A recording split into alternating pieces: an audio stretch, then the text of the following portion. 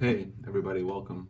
In the name of Jesus, Father, I ask everybody to be blessed who watches this. I want everyone to be well and everyone to offer and to receive forgiveness. All right, so we're talking about the government. And it comes from the Latin word gubermentis, mind control. And it's not really hard to imagine why it's come up this way, is because on a large population where you have to deal with so many different ideals and ideas and also the well-being of society, we come up with a form of mind control.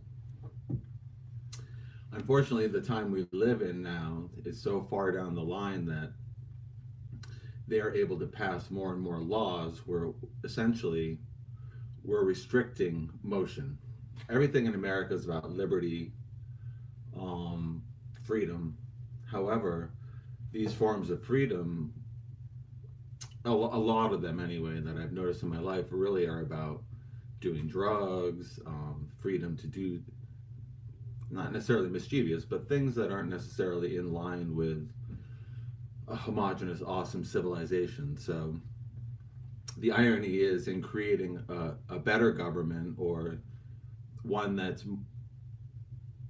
a happier place for everyone, we end up restricting, like constricting the news, so to speak. So I was writing today, and this is what I wrote. So it may look like I'm reading because I am, but because I was watching something in Canada, it's just come up that a Google, their alphabet agency, has some type of investment with the city of Quebec or Montreal, and they want to invest in a smart city.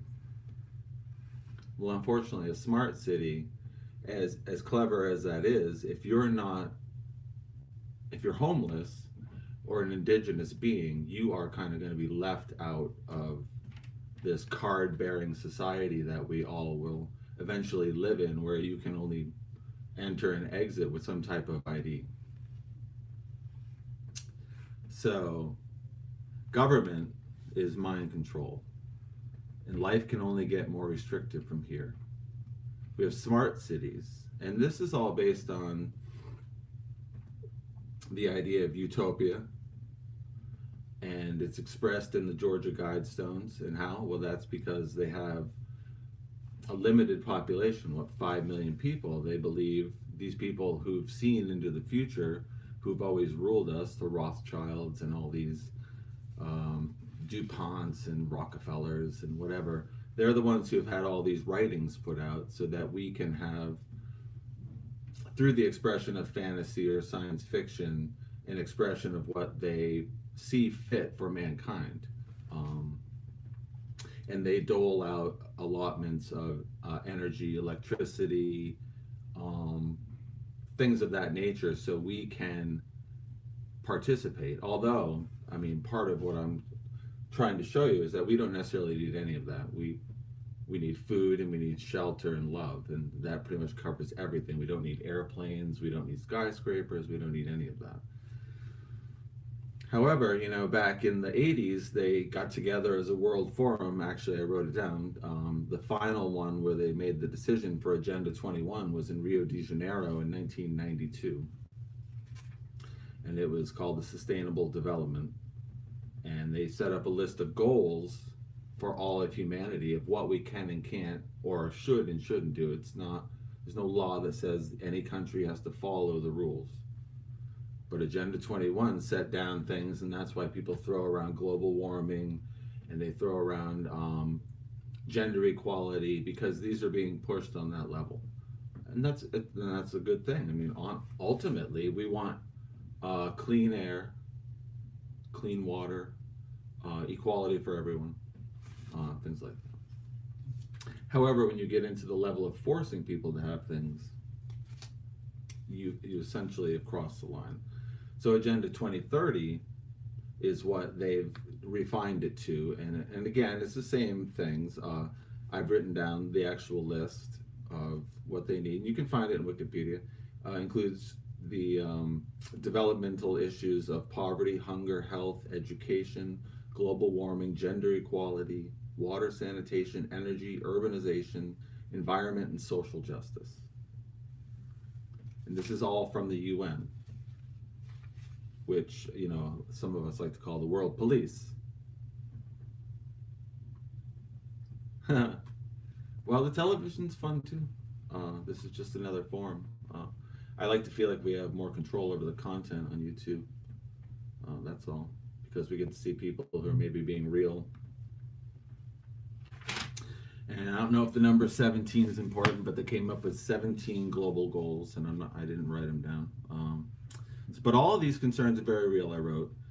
Each step in enforcing them will cost humanity freedom. How can we enforce them in these well-meaning ideas by control? There are 7 billion people, and we can't all live like kings. We abuse our resources. We pollute at whim and provide in turn possibly a better world for the future. But can we?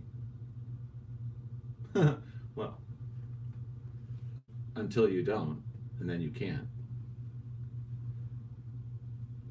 Only without polluting and creating lifestyles could we hope to maintain this world population. We're killing the plants and the oceans, where our food and oxygen comes from. It's snowballing at this point in history. Mass extinctions. The ocean is our toilet.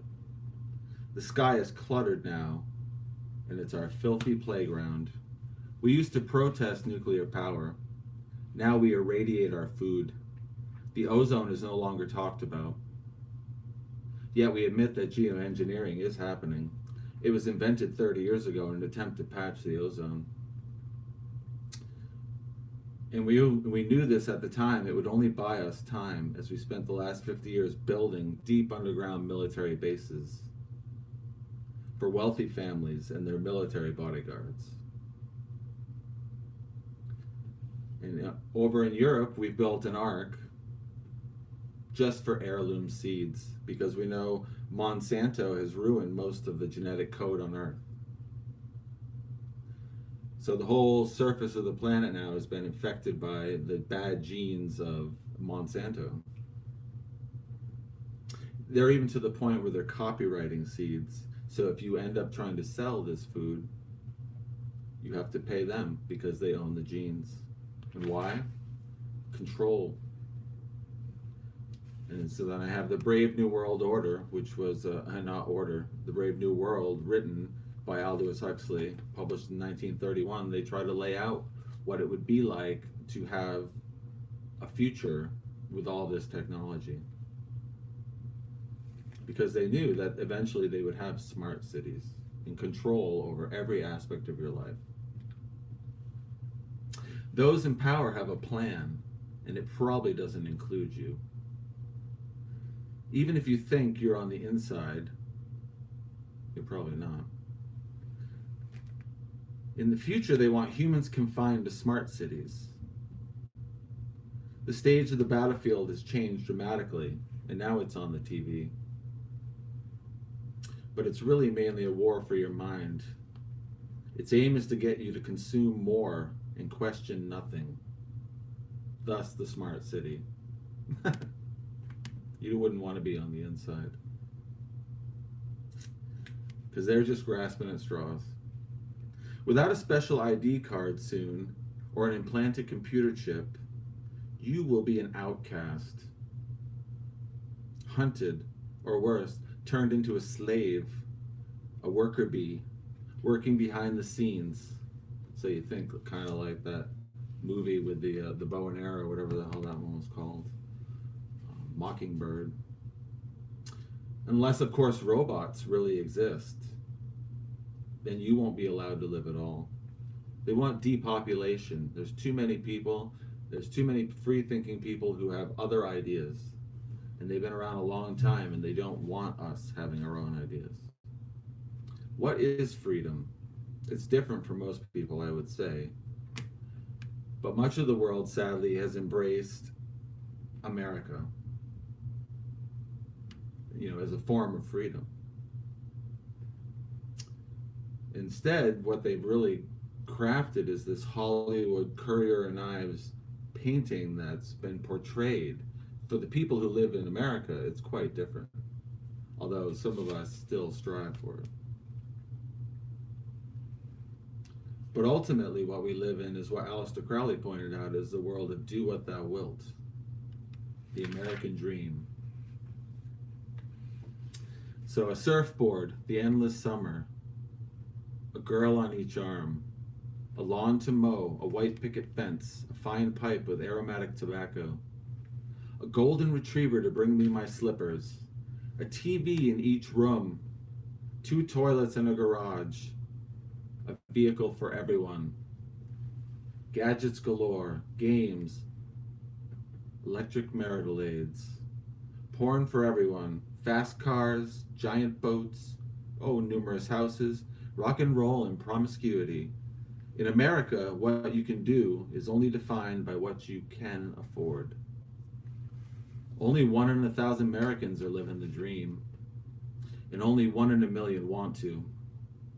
However, the rest of the world buys the lie, hook, line, and sinker. And now in 2019, you do not need to go to the United States to experience the extravagance. Like a plague on existence, it has began popping up everywhere. It's an alluring trap, the promise of fun, love, money, happiness, security, entertainment, and self-importance.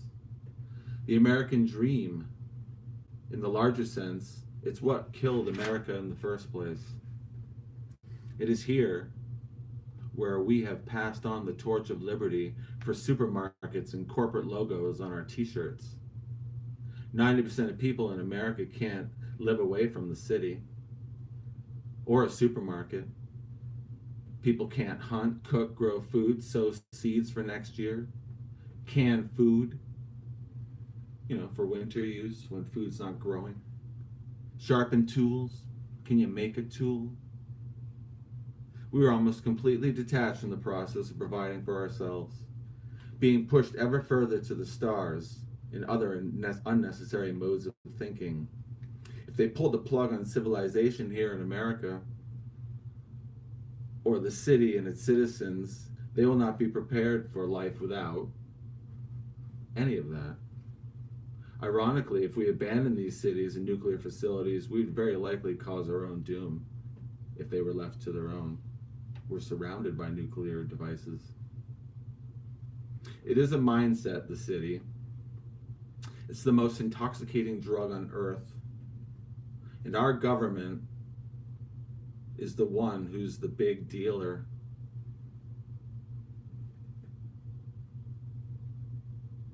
Civilization is the opium for the masses. It's all about control. If you were a trillionaire living the life of a king, you'd be nervous about the behavior of its poor citizens, not their welfare. If you keep them poor, you make them impotent. Why? Because most people believe their power comes from money, when it could be further from the truth. Possessions and property, money, they only cause paranoia, fear, selfishness, ego, and violence, obsession, delusion, worry. Because there is never enough. And you fear someone is always trying to take it or manipulate you for it. It creates distrust in your heart. Now, all things are duality. Even meaning is dualistic, and ideas are defined by their opposites, the old and the new.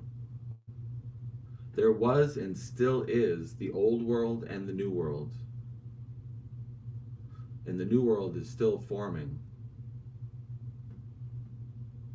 Asia and China and Japan and India are the ancient, but still ongoing. Going back at least 5,000 BC in history they recall.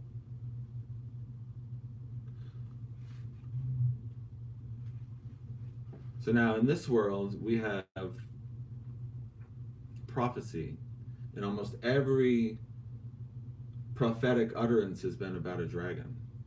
And so is it interesting that the dragon is a prominent theme in all of Asia, the ancient world, the East and the West.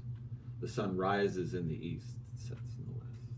The West is the new, California dreaming. The old is Asia, India. And so, is it possible that all of our conflict is heading to a head between the East and the West, the old and the new? Jesus came to teach the New Testament. The Old Testament was, as I wrote here, the old are crucified to the wheel of karma. Life is symbolic, and history is doomed to repeat. It's all we have. It's indeed all we know, and it's sadly, it's incomplete. But we cling to it like an island in the sea. We cling even though that past leaves truth and lies behind. The further we go back in time to the days of fantasy and megalithic structures populated by gods and giants and hybrid beings of all varieties, gnomes, satyrs, hobbits, elves, skinwalkers, ant people, leprechauns, etc. In other words, mythology or stories. By their records, they created the zodiac in India over 432,000 years ago. And a Kali Yuga is an age, or an aeon, and it lasts 432,000 years. There are 4 million, I believe, and 320,000 Kali Yugas in the time wheel for the people of India. And yet we're to believe that that's not real. It's mythology. It's all nonsense, right? Just words. However, just look around. Most of the world is scattered with the ruins of magical megalithical structures, mostly buried, as if from thousands or millions of years ago. And as we crawled out of this mud flood, or the mud itself, as they say in the Bible, with no knowledge of our past, so may possibly the end be an act of symbolism, a battle between dark and light, wrong and right, or left or right, the very expression of decay, belief and disbelief. In a clash of the old with the new, we will achieve mutual annihilation. The dragon versus the woman. Communism, China and India and the USSR. Is that the end of America? The dragon of China, the dragon of Revelation, Fukushima. All that aside, we live on the knife's edge of both sanity and destruction by the hour. Thousands of barely stable nuclear power plants, thousands of nuclear weapons, millions of guns and bombs constantly mining the earth, making it unstable, and we wonder about sinkholes, earthquakes, lost lakes, or volcanoes. Trillions of tons of smoke are polluting the air every year. Dying oceans, clean water is an impossibility. We have light pollution from the cities. We have advertisements at every corner and every street stop. Everything we do is adding vibrations to the physical world around you, adding to the chaos and the ringing ears. People's nerves get shot by these fields of energy. And still they'll carry a cell phone with them. We are overstimulated. Any second someone could push the button. Can we stop and smell the roses? We had everything we need before we ever met electricity. Our lazy master. The things we populate our life with can also bring us pain. Learn to live without anything from time to time. It will help you for when you die. It's very quiet when you die and very lonely. Too much trust in the flesh of your being will cause you to heed it. Instead, feed your peaceful silence. Give time to reflection and create time to proclaim the glory of God, the sustainer and the word. Anyway, so that's what I wrote for today. I was pondering heavily the gift of civilization, because the theme of my videos lately, oh, God bless you, old school warrior.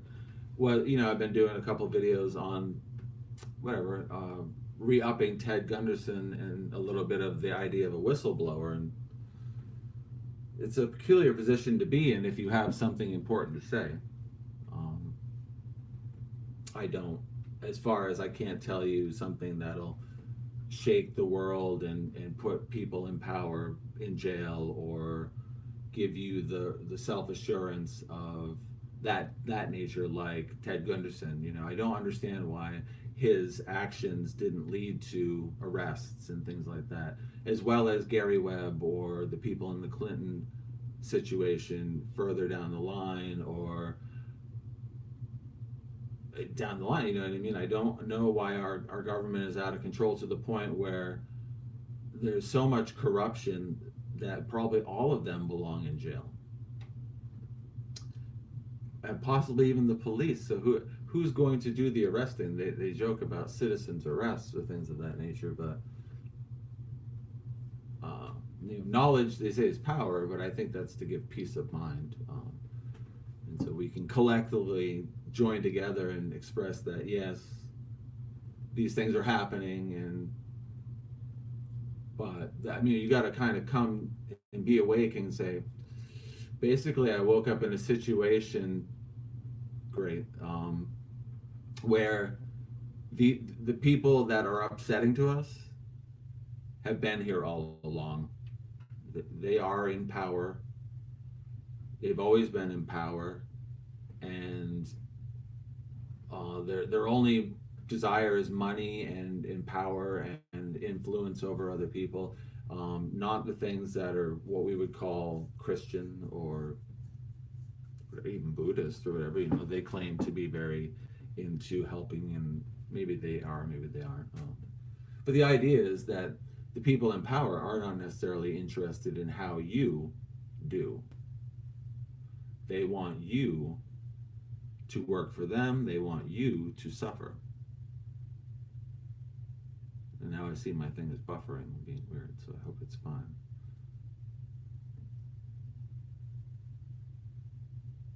Well, anyway, I'm going to leave it there. It's frozen, solid. I want everyone to be blessed, and maybe I will.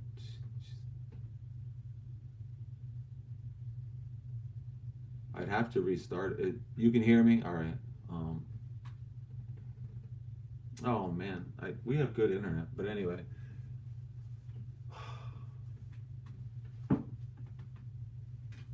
This isn't a doom video, anyway. I want everyone to feel very uplifted.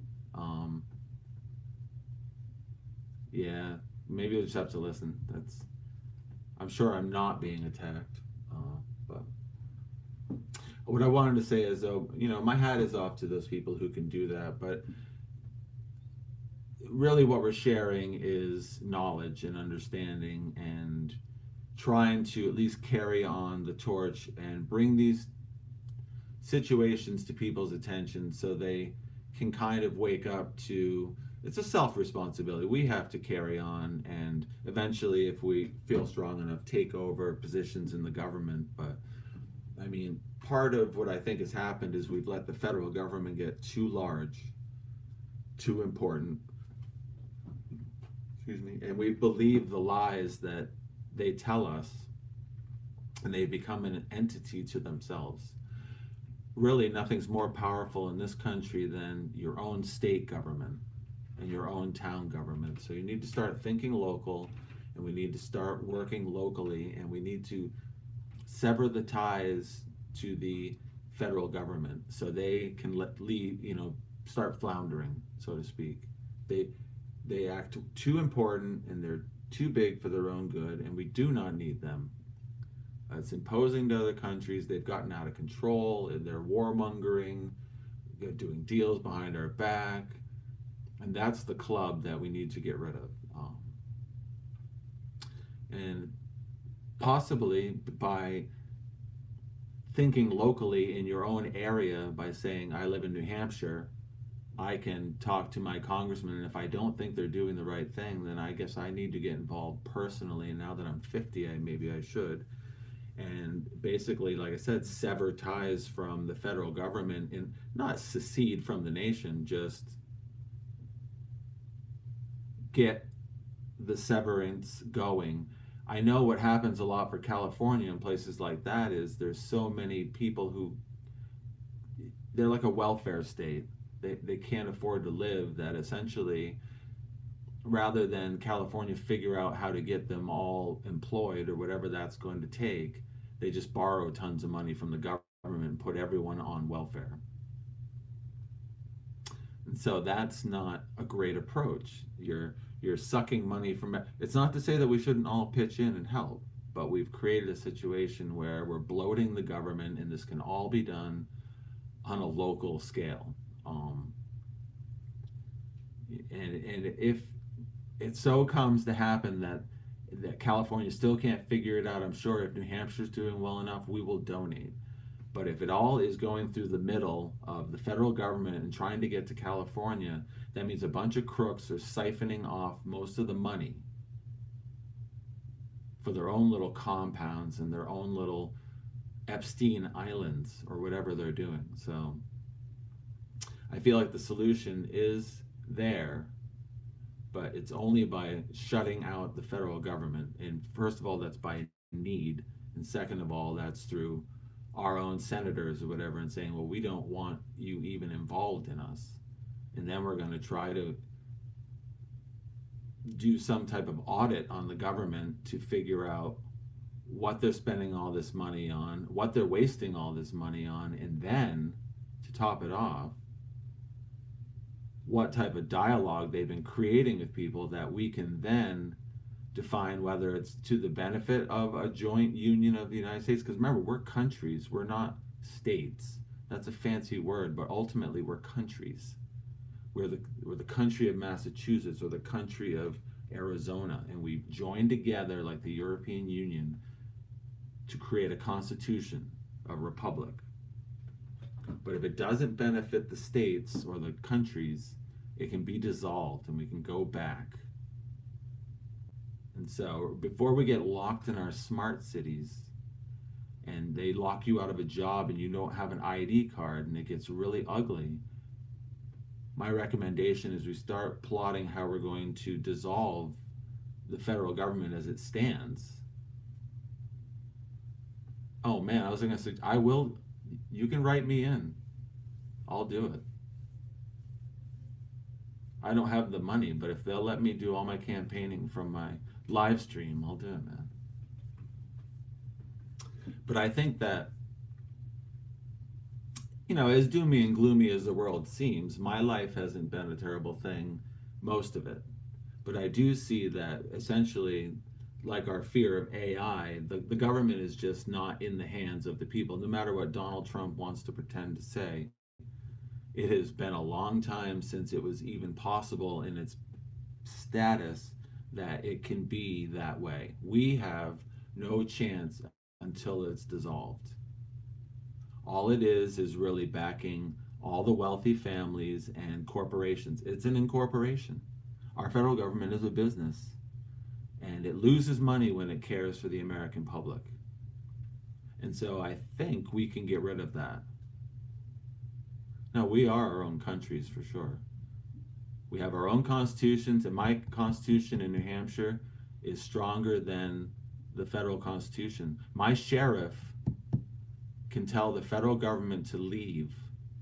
The actual, oh good, the only person in America for each state who can represent you because he's been voted in by the public is the sheriff. He's the real law. So you want to either become the sheriff or get the sheriff on your side. And then you start talking to the federal government and start shaping them up and say, you can't get away with this. And then we got to find out why they're chemtrailing and why they're doing these things. And first of all, not even just for your health, but it's a waste. It's a waste of all our resources.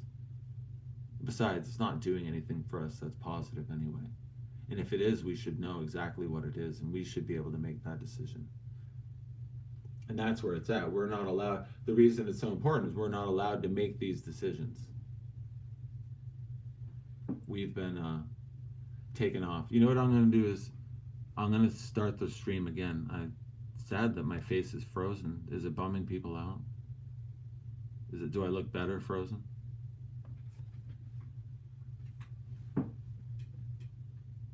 Anyway, um, maybe I'll just end it here. But the point I want to say before I go is, we all have our little part to play, and not one of us can do this alone. But we should support each other, and I think we're all doing great on YouTube and in our own platforms in our own ways, trying to keep the positivity and try to keep things going and try to, if we can, unify so we can nail some of these people to their own crosses, because um, if we don't dismantle this thing and get these people out of our lives, it's only going to get worse. So, with that being said, um, I bless all of you and thank all of you for joining me. And sorry about the frozen screen, but as they say on YouTube, that's probably them messing with my stream. I have very good internet, so very silly. But anyway, everyone be blessed and try to make a difference locally, if only in your family, and forgive everyone. It's very difficult, I know. Old School Warrior, thank you so much. Peace out. Figuera, thanks for stopping by. Just try to be the better person. It's tough, but we lead by example. And the other thing to do is to turn your back on the government. Don't engage people about it. It's really nonsense. They've fluffed themselves up. I consider it a part of Hollywood. Gagera, thank you. Rough Logic, thank you. Let these people stew on their own cage rattling for a while. Thank you, Rough Logic. Just bring joy. One thing I love from the Bible is I forget, maybe it was in Pete. I'm not like a memorizer, Paul, but he talks about like there's a thing you should do. Like if someone comes into a room, instead of ignoring them or whatever, praise them.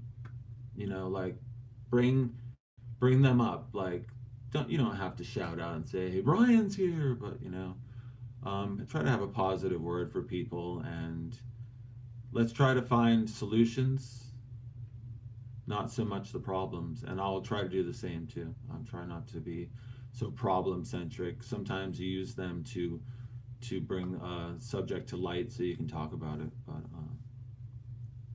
want to make sure I'm positive, and I want to be called out when I'm being a doomsayer, because things have not changed from yesterday or 10 years ago. Ultimately, life is trucking along, and I've thought the world was going to end in the 80s. I'm so old, and look, here I am.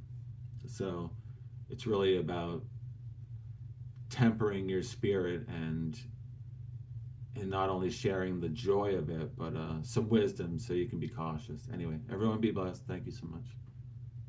And let's